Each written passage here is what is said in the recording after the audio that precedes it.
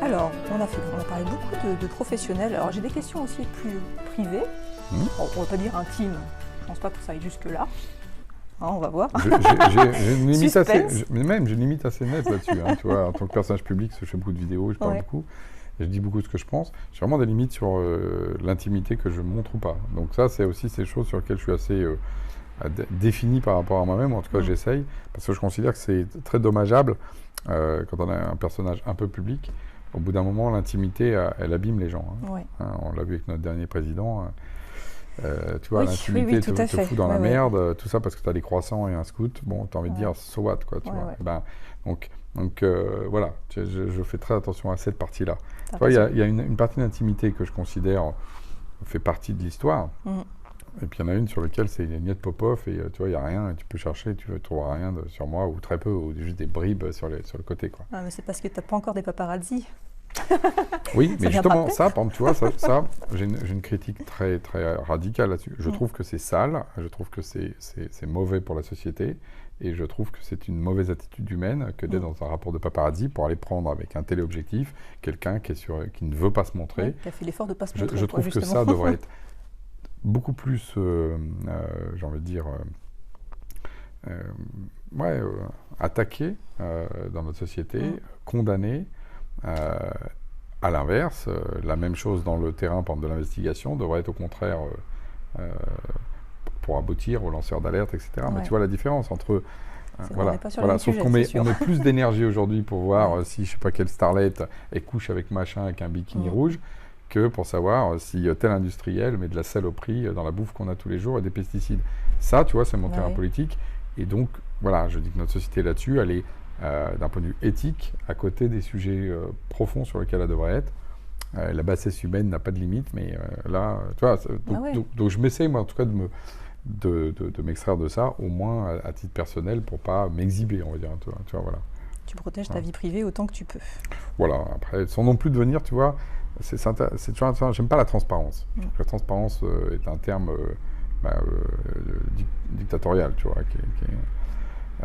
Par contre, je ne cache pas, je t'ai dit, j'ai une famille, j'ai 3 enfants, je ne vais pas me cacher de cette partie-là, au sens où, justement, ça participe à la compréhension aussi de ce que je suis. Mais c'est la différence entre, tu vois de loin que j'habite effectivement dans une maison et que j'ai une famille, ok, donc tu vois à peu près qui je suis, j'habite à Montreuil, je ne m'en cache pas, mais tu vois, c'est pas pareil que, justement, avoir des photos de moi en vacances avec machin, que je mets sur les réseaux sociaux, rattachées à ma boîte et rattachées à toute ma dimension. Tu vois, c'est ça, la séparation. Entre transparence et, par contre, dire ce qu'on est, avec une certaine forme, justement, de sincérité minimale, pour pas que les gens se trompent sur à qui tu as affaire. Tu vois, je retrouve souvent ça. Non, mais c'est vrai que c'est important de contextualiser les éléments, on va dire, personnels qui permettent de comprendre le personnage que tu es. C'est vrai que quand tu es père de famille de 3 enfants, tu ne vas pas forcément avoir les mêmes, alors c'est pas forcément une question de valeur, mais les mêmes attitudes ou les mêmes compréhensions d'ailleurs de tes employés. Qui vont être aussi, par exemple, père de famille. C'est vrai que si toi, tu as toujours été célibataire, tu ne vas pas comprendre un père de famille. J'en ai parlé tout à l'heure sous cet angle-là, donc oui. Et donc, de savoir qu'on a des enfants, c'est pas... Tu vois, là, tiens, regarde, c'est intéressant, ça, dans le Covid, il y a eu ce problème-là. Nous, on a des employés qui avaient des enfants sur les genoux, et c'était pas facile pour eux, et d'autres qui n'en avaient pas. Bon. On le sait par la mutuelle plus ou moins qu'ils ont des enfants, mais tu sais, tu rentres dans ces histoires de RGPD, machin, est-ce que... Voilà. Moi, je considère que ça, c'est une information importante. Et là, on est rentré plus dans l'intimité d'ailleurs avec le télétravail des gens. J'ai essayé de le faire de manière d'ailleurs la plus tu vois, subtile et puis aller sur la pointe des pieds. On a équipé les gens chez eux. Donc il y a aussi besoin de savoir qui ils sont, pour savoir de quoi ils ont besoin, pour tu vois, jauger un peu sans rentrer non plus dans l'intime que tu l'as compris, qui m'intéresse même pas. Moi, je dis souvent, d'ailleurs, c'est un truc que je dis ici, mais je dis partout, moi, je suis pas très people. Moi, souvent, après, on me dit, ah non, mais tu sais qu'un tel, il était avec Bidule. Ah bon, peut-être. Tu vois, oui, so what, quoi, tu vois, voilà. Par contre, de savoir qu'il est en couple ou pas, et donc il a une vie affective, ou qu'il a des enfants, ça, c'est important. Tu vois, parce que moi, de savoir tu vois, si on revient sur les salariés, de savoir qu'un salarié est un gros fêtard, qui fait des rave parties, tu vois, moi, c'est un monde que je connais un petit peu. Je m'en fous qu'il le fasse ou qu'il le fasse pas, au sens moral. Par contre, le fait de le savoir, j'aurais une autre perception de lui lundi matin, alors que je sais qu'il est parti à Amsterdam 3 jours. Oui. Tu vois, tu conscientises ce qu'est sa vie. Et si par ailleurs, tu vois, il fait le taf, fine, tu vois. Ouais. Versus celui dont tu sais qu'il ne va jamais dans la rave party, etc., et qui est toujours fatigué tous les matins, là, tu vas te dire, attends. Ouais, peut-être qu'il a un petit problème, c'est ça. un problème personnel. C'est ça, grave. tu vois. Et que tout d'un coup, tu étais plutôt en attention. Pour ça, tu vois, j'aime bien l'idée de ce qu'on appelle les regards ajustés. Ouais. C'est que moi c'est pas de savoir, tu vois, c'est pas de juger l'activité, parce qu'au contraire, moi je suis plutôt très open sur toutes les activités, mais de les prendre comme un élément de contexte dans la façon dont tu regardes la personne. Tu vois, là, l'exemple, il est typique. C'est ça. Et dans un cas, tu vas dire, non, là, elle a peut-être un problème, il faut en parler, et dans l'autre cas, mais non, ben oui. Oui, mais non, il a fait la fête tout le week-end, donc il est fatigué, c'est normal. So what, voilà, tu vois. Voilà. Ok. Alors, ma première question, on a déjà parlé pas mal de sujets finalement qui touchent quand même un peu au personnel, hein, puisqu'on parle des valeurs, etc. Et là, ma question, alors ça va être un travail intellectuel, parce que si tu n'avais pas été entrepreneur, donc si tu n'avais pas fait ce choix finalement à un moment donné, à ton avis, quelle personne tu serais aujourd'hui ? Moi, j'ai... J'aurais pu avoir d'autres destins, hein, tu sais. J'aurais pu avoir... j'ai plein de destins, et d'ailleurs, ça fait partie, moi, je pense, dans mes trucs profonds, c'est que je me dis toujours qu'en fait, il m'aurait fallu plusieurs vies, ça c'est sûr. J'aurais pu être artiste, je pense, parce que, tu vois, j'ai eu plusieurs bifurcations où c'était vraiment pas loin, et c'est juste que je dise maintenant c'est ça, et je l'assume, et que je fasse pas autre chose. Donc dans la musique, un peu, principalement. Mais pourquoi pas dans l'art moderne aussi, parce qu'il y a eu un moment où, tu vois, j'aurais pu commencer à faire des conneries sur l'art moderne, et c'est un truc, l'art moderne, un truc qui résonne avec moi, avec ce côté un peu conceptuel, ce côté un peu foutraque, le chaos dans lequel tu peux mettre des concepts et après les mondes, tu vois, ça c'est typiquement l'art conceptuel, et en même temps je déteste ça, dans ce que ça a produit comme vacuité par rapport au reste de l'art, mais tu vois, j'aurais pu être un personnage de ce type-là. Tu vois, j'aurais pu être Jeff Koons, tu vois, qui est un des personnages que je déteste le plus sur Terre. J'aurais pu être cette espèce de gros... Voilà. C'est intéressant, tu vois, de se dire que dans mes capacités, j'aurais pu bifurquer sur ce que je déteste. Tu vois, tu dis. Mais ça, tu vois, ça me rappelle un bouquin que j'aime beaucoup, qui s'appelle La part de l'autre, d'Eric Emmanuel Schmitt. J'ai lu ça il y a longtemps. Tu sais, qui raconte l'histoire d'Hitler, qui bifurque justement, qui devient celui qu'on connaît, ce personnage détestable de l'histoire, et de l'autre, au Beaux-Arts, qui devient un artiste. Et en fait, on voit la bifurcation des deux types de Et en fait, on voit que les deux histoires sont finalement très mêlées, et non pas, justement... donc voilà, je veux dire, comparaison n'est pas raison, mais j'aurais pu devenir un personnage... Voilà. J'aurais pu devenir aussi un chercheur, parce qu'en fait, tu vois, c'est vraiment l'autre truc, tu vois. Un scientifique chercheur, dans le domaine plutôt de l'informatique, je pense, pour le coup. Puis ça, il y en a qui font des trucs. Hein. J'aurais pu devenir politique aussi, parce qu'il y a vraiment d'autres moments où je suis monté assez loin, où c'est pareil, il suffisait que je dise, bon, allez, maintenant, je passe de l'autre côté, puis je reste sur le Solferino, et puis j'y serais resté, tu vois. J'étais assez présent, et puis tu t'aperçois que, je mets des guillemets, mais tu montes assez vite dans ce milieu-là, qui est justement pas toujours extraordinaire, tu vois, parce que, voilà. Bon, après, il y a plein de plafonds de verre, hein. Je dis pas que je serais monté très haut, parce que, justement, j'ai pas le bon pédigré, tu vois. Bah non, regarde, on a encore pondu un énarque, tu vois, inspecteur des finances, enfin, tu vois, moi je veux bien, mais tu vois, on est quand même dans la répétition du schéma, tu vois. Complètement. Bon, bah, voilà, et que, tu vois, moi, au milieu de tout ça, je suis vraiment, mais alors, un gilet jaune, tu vois, mais vraiment, tu vois, pour plein de choses. Provincial, très critique de ce système-là, qui déteste faire allégeance à des barons qui vont te protéger, enfin, tu vois, ce qu'a fait Macron, et dans lequel, dès que tu peux, tu mets un coup de couteau dans le dos pour ensuite prendre sa place, enfin, espèce de truc, moi, qui vraiment me... c'est des valeurs, quand tu les as pas, c'est un peu compliqué de se dire que tu n'aurais pas forcément été capable d'aller jusque-là, quoi. Mais j'ai joué avec ça, j'ai joué avec ça, parce que j'étais dans ce milieu-là, donc à un moment donné, j'ai même été confronté à ça, j'ai conseillé des gens, donc en termes de conseiller, toi, j'ai pu prendre des positions qui étaient, alors non pas de foutre des coups de couteau dans le dos, parce que j'évitais toujours de passer du côté obscur de la force quand même, mais d'être dans un jeu politique Et tu t'aperçois que ça marche. Hein. Tu t'aperçois que ça marche. Mais tu te dis, putain. Donc, finalement, avec toutes ces fourches, tu t'es quand même maintenu sur ton rôle d'entrepreneur. Ouais, mais je pense qu'en fait, il y a un autre truc, tu vois, c'est quand je réfléchis à ça, grande liberté, peur de manquer, innovation, tu vois, ça c'est un peu notre création, tu vois, Ouais. tu penses à... Il ne faut pas voir que les côtés positifs, tu vois, si je t'avais mis que les 2 trucs positifs, moi, mais la peur de manquer m'a beaucoup ramené dans ce milieu-là, Ouais. parce que c'est dire, attends, moi je veux gagner ma thune, ça c'est mon... Tu vois, ça c'est un... Alors, c'est pas... C'est toujours pareil, on est constitué de tout ça, mais ça c'est vraiment la partie la plus noire que je porte de mon histoire familiale, en fait. Dans mon histoire familiale, quand tu regardes, beaucoup en fait n'arrivent pas à s'extraire parce qu'ils ont tellement peur du lendemain et de la fameuse fin de mois, quoi. Et que ça, quand tu as vécu ça des générations et des générations, c'est un truc qui est... Bah oui, qui te caractérise, enfin, qui finit par te définir finalement. Ouais. Et ça, les gens, c'est intéressant parce que moi, je côtoie évidemment plein de gens qui ne sont pas du tout ça, qui sont nés, tu vois, ils sont arrivés à 20 ans, ils avaient déjà un appartement donné par papa-maman, tu vois.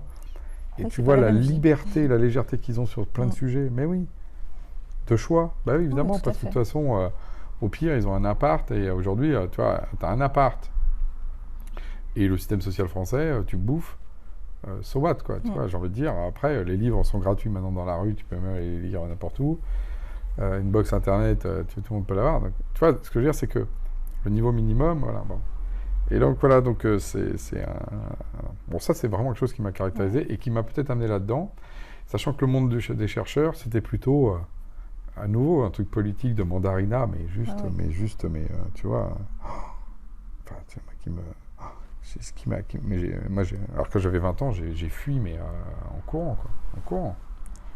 Oui, je comprends. Attendre, Alors c'est marrant parce que quand tu dis la peur de manquer et finalement tu es devenu entrepreneur, c'est quand même un choix qui peut être difficile. Enfin, non, mais c'est paradoxal parce que en fait j'aurais pu être employé parce que du coup tu as la sécurité du salaire. Oui, mais sauf que tu retrouves cette espèce d'idée que c'est la volonté de le faire par soi-même. Ouais. Tu vois, ça je pense vraiment ça... de faire ce que tu as envie de faire, quoi. Quand même. Enfin, non, c'est plus que ça. C'est plus que ça. Ça c'est peut-être la partie liberté. Mais tu vois, les gens qui veulent vraiment faire ce qu'ils veulent faire, il y en a certains qui sont totalement asociaux et ils partent et ils font n'importe quoi dans leur vie. Donc moi, je suis plutôt là-dessus, assez social, donc je suis plutôt très contraint par l'environnement social. Non, c'est pas ça. C'est de devoir rien à personne. Ouais, tu te fais tout seul, finalement. Voilà, alors, en fait, c'est pas vrai. Je te parle en français, c'est toute l'histoire de l'humanité. Tu vois, je suis en train de lire un bouquin qui me marque beaucoup en ce moment. Tu vois, je suis là avec mon corps, c'est grâce aux éponges et à toute l'évolution, voilà, donc je me suis pas fait tout seul. Non. Je suis juste l'espèce de petite couche, tu vois, en plus de toute la grande zoosphère humaine, et puis avant des animaux et même du vivant. Voilà, et puis culturellement, je suis désolé, je suis allé à l'école, mes parents se sont fait chier à supporter mes crises quand j'étais gamin, parce que je devais être chiant comme sont tous les mômes. Enfin, tu vois, c'est le grand mythe, ça, libéral, que j'aime pas du tout, qu'on doit tout à soi-même. Ouais. C'est pour ça que je suis plutôt socialiste, même si le terme socialiste aujourd'hui politiquement est une catastrophe, mais c'est-à-dire que je pense qu'on est plus des animaux sociaux que des animaux individuels. Les libéraux, moi j'aimerais bien à chaque fois que j'ai un bon vieux libéral qui considère que tout lui est dû et que voilà, tu le prends tout seul, tu lui dis bah écoute, maintenant va vivre tout seul et puis tu sais quoi, tu vas avoir tout l'argent que tu veux sans impôt. Pas de problème. T'arrêtes de financer ces écoles qui servent à rien, je suis d'accord avec toi, ces routes que les gens défoncent, et puis que l'hiver, en plus, il y a les nids de poules à cause du froid. T'as raison, tout ça, c'est des conneries. Vis tout seul. Puis là, d'un coup, tu te dis, mais non, mais évidemment, il peut même pas imaginer, alors qu'en fait, il te dégueule de tout revient à lui, en tant que personne, mais quand tu lui dis, bah très bien, assume jusqu'au bout ton fonctionnement, sois seul au milieu d'un monde, et arrête de demander aux autres, je sais pas moi, justement, des routes, des hôpitaux, et voilà. Et là, mais même la langue. Tu vois, il y en a certains sur lesquels j'arrive même sur la question de la langue. Ils comprennent pas que c'est un patrimoine collectif. Ils pensent que ça leur appartient qu'à eux. Et là, tu vois, voilà. Et ça, pour moi, c'est une gangrène intellectuelle qui vient des années 70, une bataille qui a été menée parce qu'elle est une bataille intellectuelle contre le monde marxiste, plutôt au contraire d'ailleurs, trop communiste, qui a été trop loin, donc évidemment contrebalancier, et qui produit aujourd'hui, à mon avis, les pires trucs qui font que, tu vois, tu as des entrepreneurs détestables, les mecs des GAFAM qui ont plus que les États en termes de valeur, juste parce qu'à un moment donné, tu vois, Mark Zuckerberg, il a été piqué l'idée quand même de ses copains d'école. Il faut quand même voir que ce mec-là, on lui donne aujourd'hui des milliards et toute la planète, machin, sur un projet qu'il a été piqué à deux de ses potes, quoi. Donc, en termes de morale, quand après-demain, si tu veux, on a des voyous, tu vois, qui viennent piquer des trucs chez toi, tu as envie de dire, bah, tu sais quoi, le mec, un des plus riches sur Terre aujourd'hui, c'est ce qu'il a fait, on trouve que c'est super. Bah oui, donc... Tu vois, et là, tu parles d'exemplarité, mais voilà, donc notre société est pétrie de ça, tu vois, mais même, tu vois, notre président, hein, Macron, si vous me regardez, on trouve formidable que ce mec-là, si tu veux, a été dans une logique d'aller mettre un couteau dans le dos de son président qui l'a fait grandir. Voilà, et tout le monde trouve ça super.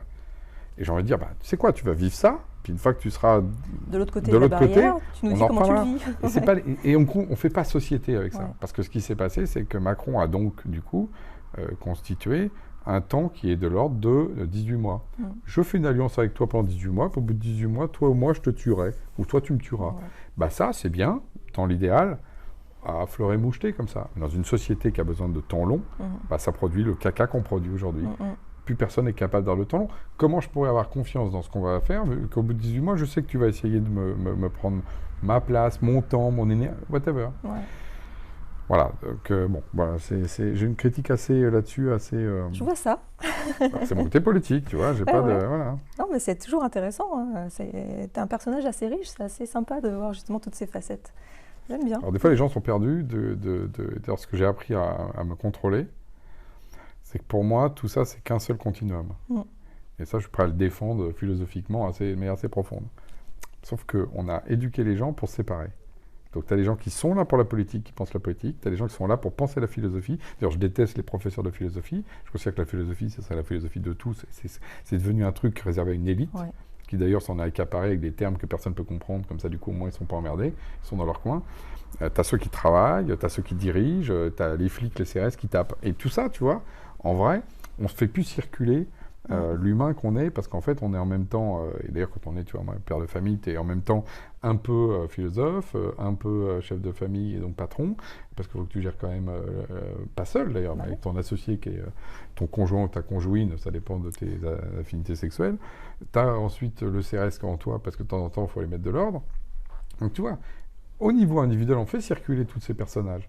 Mais dans la sphère sociale, on est l'un et pas l'autre. Bon. Et quand tu commences à jouer, tu es dans une réunion business et tu passes sur le terrain politique, tu es dans le truc politique, tu essayes de passer sur la philosophie. Oh non, c'est de la philosophie, ça. Donc en gros, voilà. Et donc moi, j'ai mis beaucoup de temps, je pense, à comprendre ou à accepter, plutôt accepter que comprendre. J'avais compris très tôt ça. Ça, tu vois, ça, j'aurais pu te le dire quand j'avais 20 ans. Mais je ne voulais pas l'accepter. Maintenant, je fais gaffe parce que je sais qu'en gros, toi, avec toi, là, on va circuler sur les personnages. Je ne sais pas ce qu'on va dire, c'est fait pour. Mais si je suis en réunion business, bah, va falloir que je me limite. Donc, je peux faire des petites incises. Et les gens, tout d'un coup, voient une porte et voient un grand couloir et disent « Ah, c'est grand chez vous. » Oui, mais il ne faut pas ouvrir les portes, ça va leur faire peur. C'est peut-être ça aussi, vieillir, c'est accepter le monde tel qu'il est, non pas, tu vois, vouloir le changer tout le temps, tu vois... Et donc, je m'adapte un peu mieux. Donc, pour les gens, du coup, c'est un peu moins pire. Parce qu'avant, vraiment, ça leur créait des fois soit de la colère quand ils n'étaient pas d'accord, soit de l'angoisse quand ils voyaient tout d'un coup des espaces entiers qu'ils n'avaient jamais... ça les déstabilisait, quoi. Ouais. Bah, imagine, je suis chez Total, on commence à parler d'un système d'information, puis tout d'un coup, on arrive, et puis j'arrive sur l'écologie, et tu vois, je fais un lien entre les deux. Et ben là, tu vois, tout d'un coup, les gens...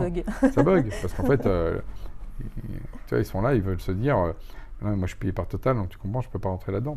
Parce que oui, on n'a pas le droit, dans ces endroits-là, de s'autoriser à penser comme on pense quand on est chez soi. Non, mais c'est assez...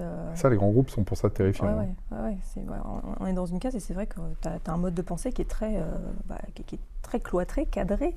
Et à l'extérieur de l'entreprise, ce sont parfois des personnes totalement différentes. Ah, mais même tu vois, j'en parlais avec quelqu'un récemment, c'est même pire que ça. C'est qu'ils vont devenir différents pour compenser ces personnages qui ne circulent pas. Tu vois, celui qui est ramené à un rôle purement business, marketing pour vendre de la merde à des gens à travers des pubs de merde, tu vas le retrouver le samedi dans une AMAP, tu vois. Et c'est le fameux bobo. Voilà, tu vois, c'est ça. Et là aussi, moi, tu vois, quand je dis ça, il y a une part de moi critique de la société, mais j'incrimine pas l'individu, tu vois, au sens où je considère justement, chacun fait avec ce qu'il a, tu vois, Ouais. par rapport à ça. Après, tu as tu vois. certains codes, Alors, tout le monde n'a pas la force d'aller contre les codes, donc en général, tu les respectes. Enfin, surtout si tu es salarié, bah, tu te fonds dans le code qui est imposé un peu par ton patron. Et c'est vrai que c'est pas forcément évident de montrer le personnage entier que tu es Ouais. dans tous les cas de figure. Tu es Ah non, étiqueté, quoi, mais quel que soit le milieu ouais, dans mais ça, tu lequel vois, tu tu es. parles du rapport au salarié, même, tu vois, effectivement, c'est tellement difficile d'avoir... En fait, je me rends compte, effectivement, que de ne pas avoir sa part de vérité, les gens, finalement, c'est à leur détriment, mais on est matraqué depuis l'école hein, pour ne pas être dans cette part de vérité. Et ça, c'est voilà, le fameux « deviens ce que tu es hein ». Formule qui est d'ailleurs assignée à Nietzsche, mais c'est pas que je fais de la... Je l'ai lu récemment, et c'est pas Nietzsche qui l'a dit, hein, c'est Pandar qui l'a dit. Pandar, d'accord. Voilà, je le dis parce que ça véhicule une fausse idée là-dessus. Une fausse idée, ouais. Marrant. Autre question, alors, tes plus grosses remises en question personnelles. Alors, si tu en avais une là qui te vient comme ça, une grosse remise en question personnelle que tu as pu avoir et qui est diffusable. Bah,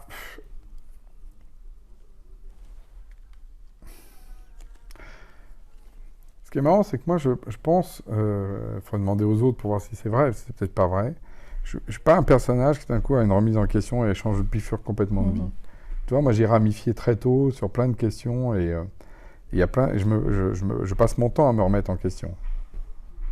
Après, ça ne veut pas dire que mes remises en question font que j'évolue d'ailleurs, hein, tu vois. Non, tu te poses de temps en temps des questions, tu dis ok, ça va, je suis sur le bon chemin. C'est ça, c'est ça. Et donc, tu vois. Mais t'as pas de grosses claques, entre guillemets. Bah après, si j'ai eu des grosses claques, tu vois, par exemple, que ce soit mon divorce, tu vois, un changement de vie après une vingtaine de divorces, c'est énorme comme truc, tu vois. Bah, c'est un repère, oui. Donc là, il y a eu ça. Ça, c'est Mais dans l'entreprise aussi, tu vois, à chaque fois que les boîtes. Ma première boîte, une fois que je suis passé en RJ, je me suis dit, ok, j'ai considéré que j'avais failli.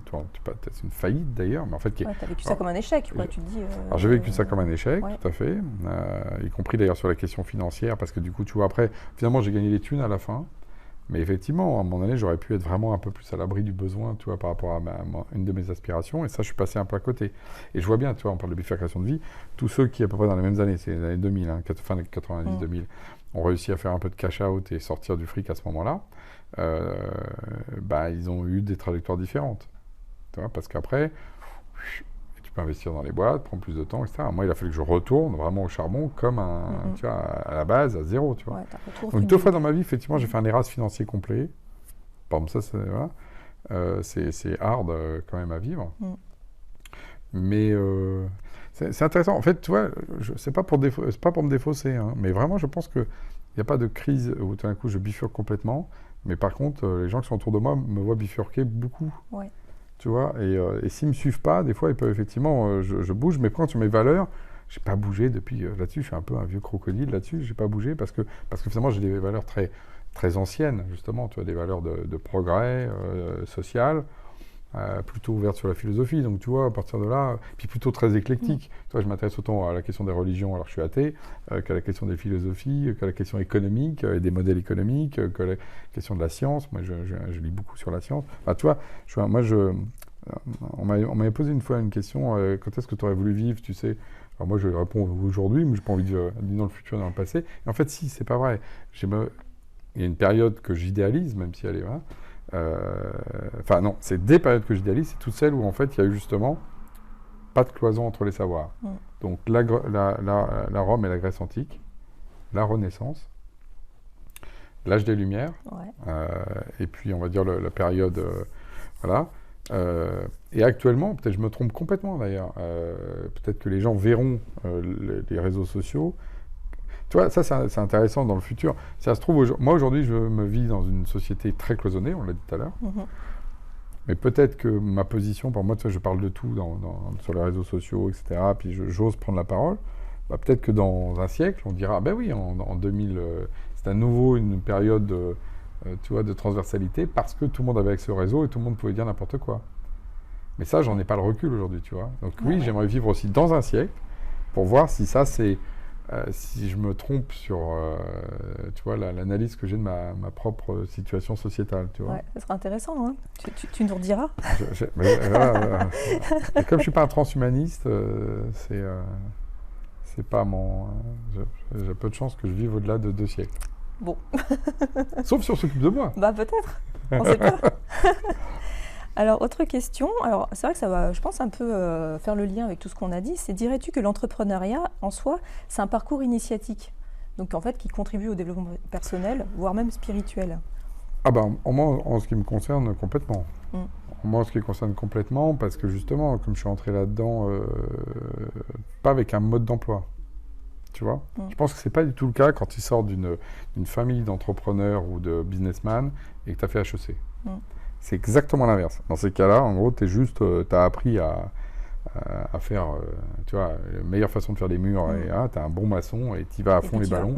Et la question, c'est combien tu fais de murs, quoi. Et vas-y, quoi. Plus gros, je ferai l'immeuble et je te la pète, quoi. Et dans ce cas-là, je pense que pour eux, c'est pas un parcours initiatique, je le vois très bien. C'est un parcours, au contraire, de compétition, je me compare avec l'autre, putain, j'arrive à en faire plus que lui et tout ça. Moi, complètement. Moi, je viens d'une famille où on disait quand même, je le dis, papa, si tu me regardes, enculé de patron, quand même. Hein. Tu vois, je viens de là, moi. Donc, tu veux, moi, c'est... Moi aussi, donc je comprends. Donc, parcours initiatique complet, y compris familial, parce que mes parents aussi ont bougé sur la série, parce qu'ils m'ont pas vu me transformer en monstre, enfin, je crois pas. Bon, en tout cas, j'espère, voilà. Hein, ils ne t'ont rien dit, en tout cas, jusque-là. Voilà. Et donc, voilà. Donc, tu vois, oui, pour moi, c'est un parcours initiatique complet, quoi. Ouais, ça, c'est clair. Ah, tu t'es beaucoup développé grâce à ça, en fait. Ouais, je me suis développé grâce à ça, et j'ai constitué, du coup, ça a frotté toutes mes idéaux à du réel, à des gens, à des situations, effectivement, et ce de manière multiple, parce que c'est ma 3e boîte, comme je dis. La 3e déjà. Alors là, c'est une question piège, parce qu'on va encore partir pour 1 heure, mais... je t'avais dit, c'est vrai, c'est avec moi. Hein, mais c'est, aimerais-tu laisser une trace? Et si oui, laquelle? Oui, celle-là, elle est plus que piège. Je pense que ça, c'est un inavoué, tu vois, la question de la trace. Moi, je pense que quelque part, on laisse comme ça une trace complète dans les productions que je peux faire. Et effectivement, moi, j'ai toujours pensé, par contre, que l'entrepreneur ne laisse pas de trace. C'est-à-dire qu'on ne se rappelle pas, et à juste titre, du nom de l'industriel qui a fait la 3e locomotive. Tu vois. Par contre, on se rappelle de l'inventeur de la locomotive, et on se rappelle de Prokofiev ou The Cure ou les Rolling Stones. Donc moi, j'ai toujours considéré que si j'avais une trace à laisser, elle est locale avec la famille et les gens qui sont autour de toi, où tu espères qu'ils se rappelleront un peu de toi, mais tu ne sais pas combien de temps, parce que de toute façon, ils auront autre chose à foutre que s'intéresser aux vieux. Mais moi, je passe mon temps à dire, comme disait ma grand-mère, donc je suis dans un respect quand même un peu aux anciens. Je lui prête d'ailleurs plein de choses, voilà. Donc la trace, ça serait locale, côté familial, tu vois, plutôt. Et puis par contre, peut-être plus sur le volet artistique, ou en tout cas production, alors peut-être intellectuel aussi. Tu vois, je pressens souvent que tout ce que je sens, tu vois, de ce rapport philosophique, etc., mériterait que je le mette en écrit, tu vois. Parce que des fois, je me dis, ouais, je vois des philosophes qui écrivent des trucs, mais vraiment imbitables pour être pas compris. Ouais. Et en fait, quand tu creuses leur concept, c'est juste creux comme creux. C'est parfois hors sol aussi. Et c'est totalement hors sol. C'est totalement hors sol. Voilà. Et à partir des philosophes allemands, ça a été de pire en pire. Et donc, il faudrait retrouver une tradition un peu comme celle de Montaigne ou celle, tu vois, de philosophie plutôt sentie. Tu vois, ce que je lis là, c'est un peu dans cet esprit-là. Donc, tu vois, Morisot, qui est un mec que j'ai lu là, qui m'a été recommandé, qui me parle à travers ça. Voilà, moi, la musique aussi, quelque chose que j'ai produit, qui restera je ne sais quoi. Donc, tu vois, c'est plutôt une trace d'intérêt culturel, tu vois, et intellectuel, plutôt que purement industriel, tu vois, sur lequel je considère que c'est c'est quand même assez éphémère tout ça, tu vois, les objets. Oui, tout à fait. Mais même Facebook, dans 500 ans, on n'en parlera plus. Je ne suis pas sûr. Tu crois qu'on en parlera encore dans 500 ans? Ce sera peut-être. C'est-à-dire qu'on gardera dans l'histoire ce moment de basculement dans lequel l'humanité est passée sur Internet. Ça, c'est sûr. Et ensuite, même dans la phrase que je viens de dire, il y a des mots qui vont sortir. Internet va peut-être être remplacé par Facebook. Tu vois, c'est-à-dire qu'à un moment donné, va y avoir une captation, comme Gutenberg, si tu veux, tu vois. Voilà, Gutenberg, voilà. Bon, c'est un industriel inventeur. Donc, à mon avis, il va y avoir une captation de ce qu'on va considérer dans longtemps comme étant l'apothéose de l'invention. Ouais. Et que cette apothéose, elle peut être celle-là, mais peut-être que, parce que dans 10 ans, va sortir la réalité virtuelle. Et que du coup, on va se projeter là-dedans à un point que l'humanité va vraiment s'endormir là-dedans pour longtemps. Et là, à côté, si tu veux, si tu prends la séquence donc d'Internet, mettons les années 80-90, où ça devient un phénomène qui sort des labos, 2030, je t'ai mis un horizon à 10 ans, bah, franchement, vu de 500 ans, parce que tu m'as amené à 500 ans, so what, quoi. Ouais. Tu vois, donc on dira, entre Internet ou le nom de la réalité virtuelle, c'est peut-être ça qu'on gardera comme nom. Ouais. Et qu'on s'en foutra complètement, parce que pour avoir fait Gutenberg, quand tu reprends l'histoire, en fait, cet homme-là, il a fait appel aussi à des gens qui ont fabriqué des plaques. On s'en fout de ces gens-là. Ouais, on s'en fout, les pauvres biquets. Bon, bah, ces gens qui ont fait les plaques, ils ont travaillé, par exemple, à l'époque, il fallait mettre de l'acide, et donc il fallait travailler autrement, parce que l'acide, c'est pas très bon pour les mains, il fallait l'extraire. Il y a tout un des éléments très concrets qu'il y avait derrière ça. Ça a été complètement oublié. Bon, bah, en gros, là, je viens de te décrire Internet, TCP/IP, on en a parlé tout à l'heure, là, il y avait des problèmes de firewall, on aura complètement oublié. Facebook, qui sera le truc entre les deux, parce que c'était la grande connexion de tout le monde, mais pas encore virtuelle, on s'en foutra complètement. Mais si ce que je dis, c'est pas vrai, c'est-à-dire que l'humanité ne s'endort pas dans 10 ans, dans un grand truc 3D, quelles que soient les raisons, parce que ça marche pas, parce que c'est pas prêt, parce que les gens ne veulent pas, parce que... Hein, bah, peut-être sur Facebook, on gardera, ou Internet. Et ça, tu vois, je ne sais pas.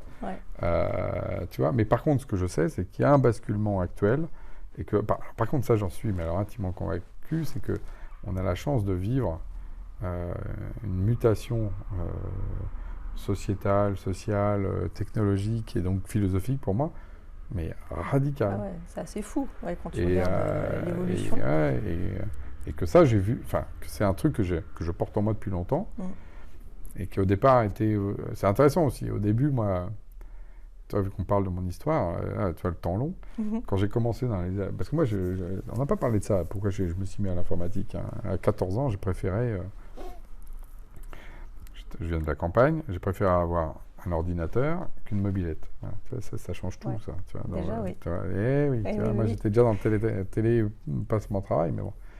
Enfin, l'inversion complète du rapport, je préfère le numérique, évidemment. Donc, si tu veux, moi, dès cette époque-là, j'étais déjà un prosélyte. Et je disais, ça va changer le monde. Et on me renvoyait un truc simple, c'est genre, bah, tu dis ça parce que tu es informaticien. Je disais, ouais, mais je serais maçon, je dirais pas que les truelles vont changer le monde. Bon. Donc on m'a pas cru, et je le comprends. En fait, là aussi, c'est pas... j'étais jeune, et puis j'avais pas fait la démonstration de ça. Dans les années 2000, on a commencé à dire, ah ouais, tiens, c'est pas faux, ça, tiens. Ouais. Dans les années 2010, on m'a dit, bah ouais, c'est clair. Voilà, mais... voilà. Sauf que je l'ai dit ou pas, tout le monde s'en fout maintenant. Ah oui. Non, mais c'est normal. Oui. Voilà, c'est un acquis. Et 2020... depuis maintenant, là, c'est que, comme toute technologie, elle amène ses propres problèmes. Comme le nucléaire a amené la bombe nucléaire. Voilà. Donc le numérique amène, tu vois, cette... et parce que d'ailleurs, on n'amène pas de contre-pouvoir politique et philosophique, pour des intérêts financiers d'ailleurs, essentiellement. Et résultat des courses, aujourd'hui, on envoie les poisons.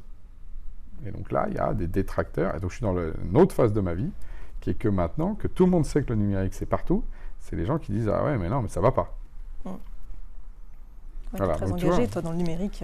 Ah bah oui, et puis du coup, on me renvoie le fait que ça va pas, tu vois. Donc c'est intéressant que on tourne autour de l'histoire. Donc je ne sais pas quelles sont les 20 prochaines années, parce qu'on peut aller effectivement parler de bifurcation vers du pire, qui serait effectivement pour moi le fait de se projeter dans un monde numérique permanent dans lequel la réalité aurait moins de prise. Or, on l'a vu tout à l'heure avec les grands patrons, plus tu t'éloignes de la réalité, du senti, du réel, plus tu es dans des fantasmagories qui peuvent amener à la perversion humaine. Voilà. Et donc, grand risque du coup du numérique là-dessus. Tout à fait. Ouais. Ou au contraire, le grand effondrement, chacun revient à des trucs plus locaux. Voilà, mais pronostic réservé. Hein. Ah ouais, on ne sait pas. On ne sait pas. Ça va être la découverte de la suite. Voilà. Ça, en plus, c'est un parcours collectif. Donc, du coup, Ouais, tout à fait. difficile de savoir comment ça va évoluer. Non, on ne sait pas. On ne sait pas, mais par contre, on peut à chaque fois contribuer pour dire, moi en tout cas, c'est comme là aujourd'hui, moi je suis un résistant à l'impérialisme américain. Tu vois. Ouais, t'apportes ta pierre pour essayer de guider un peu le chemin. De guider le chemin. Non, j'aimerais pas trop qu'on aille là, j'aimerais qu'on aille plus par là. Voilà. Donc au moins, moi je ne pourrais pas dire, tu vois, je ne me suis pas battu sur des convictions par rapport à ça et des positions. Là aujourd'hui c'est ça, je me bats contre l'impérialisme américain et la grande domination, en particulier les GAFAM, pour des raisons d'ailleurs, non pas de boutiquier, parce que moi finalement je fais 40% de croissance, donc j'ai envie de dire, c'est pas moi, j'en ai pas besoin, tu vois. Mais par contre pour des raisons justement pour éviter que d'un point de vue sociétal, on aille dans le mur et que le numérique soit la grande catastrophe sociétale qu'elle peut devenir si on s'y enferme. Alors que si on en met des limitations qui sont juste de la tempérance, tu vois, on en revient aux grandes questions des Grecs anciens, la tempérance, et ben, le numérique il a sa place dans le monde, mais il ne sera pas le monde. Tu vois, c'est ça le truc. Alors, comme on parle du futur, ce que je te propose, alors comme c'est quand même la magie des vidéos ou des podcasts, c'est qu'on pourra les réécouter plus tard. Donc, il y a forcément Alain Garnier du futur là, qui va retomber un jour dessus. Tu veux lui dire quoi? Qu'est-ce que je veux dire, Alain? Écoute, j'espère qu'en vieillissant, tu n'es pas devenu trop con. On espère aussi. Tu vois, c'est plutôt ça que justement, le poids des années n'enlève pas, par exemple, le bonheur d'être surpris par les choses nouvelles. Tu vois, d'être toujours intéressé par la jeunesse, qui est effectivement là où aussi sont les choses qui naissent et donc apparaissent, et qu'il n'a pas trop peur de mourir, parce que ça, c'est... Ouais, ça c'est ça c'est la grande peur quand on avance dans l'âge. Justement, on a d'autres problématiques. S'il arrive à avoir dépassé ça, je le félicite. Tiens, je le félicite. S'il continue à s'intéresser, il y a des vieux que j'ai côtoyés qui avaient cette double truc. Moi, c'est souvent les vieux que j'aime, qui à la fois sont amoureux du temps présent. Et ils voient dans la jeunesse ce qu'il y a de beau, et non pas les problèmes, les trucs, les peurs. C'était mieux avant. C'est ça, tu vois. Et ça, musicalement, c'est très net. Moi, j'ai perdu tous mes potes sur la route. Tu vois, moi, quand l'électro est arrivé, j'en ai perdu 90%. Et quand tu as le rap et l'hip-hop qui est arrivé, tu enlèves 90% de 90%. Pratiquement, sauf un groupe très isolé, qui sont des célibes, un peu qui restent des jeunes ados, on va dire des Peter Pan éternels. Tous les autres, ils ont arrêté à un moment donné. Ils ont arrêté d'évoluer avec la musique. Et moi, je continue. Tu vois, bon, alors je me dis, ça peut m'arriver. C'est pour ça que je ne juge pas, mais je dis juste que. Voilà, donc, qu'on parle à mon personnage du futur. Donc, voir le temps présent dans ce qu'il a de beau et ce qu'il a de créatif et ce qu'il a d'intéressant, et pas justement que les problèmes. Et puis, effectivement, peut-être arriver à ne pas avoir peur de la mort pour être serein et pas justement angoissé, quoi, tu vois. C'est déjà un beau message. Comme ça, du coup, on pourra regarder le chemin parcouru avec sérénité, en se disant que voilà, on a essayé au maximum de faire un chemin avec les autres qui était plutôt, tu vois, harmonieux et pour soi et pour les autres, toujours dans cette espèce de... Voilà, c'est ça mon chemin de vie, en tout cas, que j'ai tenu jusqu'à la moitié, parce que j'ai 50 ans. Bah ouais. Maintenant, il me reste encore 50 à faire. Donc, plus les révolutions qui vont peut-être te permettre de doubler la mise. Ouais, attends, c'est rien. C'est ça. Ça se trouve, on va congeler ta conscience et on va la réanimer d'ici 1000 ans. Bah, regarde, t'as un truc dans Black Mirror là-dessus. Tout à fait. Où tu sais, je crois que c'est deux nanas d'ailleurs, parce qu'en plus, c'est un couple avec deux nanas qui se retrouvent et en fait... elles sont pas donc congelées, mais elles sont mises sont remises dans un truc numérique et pour l'éternité. Et d'un coup, elles prennent conscience que ce sont que des consciences. Et c'est un épisode de Black Mirror assez... je l'ai vu, il est super. De toute façon, Black Mirror, c'est... c'est très... c'est quasiment visionnaire, en fait. Pour certaines choses. C'est même, écoute, en même temps qu'il y avait cette histoire de notation, tu sais, qui est un truc terrible, toi, cette nana là qui tombe en... Et en même temps, tu as le fait que les Chinois mettaient ça pour le crédit. Tu te dis, visionnaire, on y est. Tu vois, donc... on y est. Voilà, le futur est déjà aujourd'hui. Ça, j'ai toujours cru ça, tu vois. Ça, j'ai toujours cru que le futur, il se construit maintenant, il est présent, voilà. Ça, on ne le voit pas. Et on ne veut pas le voir, on ne veut pas en voir son ampleur. Tu vois. Et ça, donc à partir de là, voilà. Bon. Monsieur Garnier du futur. Monsieur Garnier du futur, voilà. On compte sur vous pour être serein. Et puis, ça se trouve, vous avez encore 100 ans à vivre. Vous ne le savez même pas. Merci pour ces années en plus. Merci.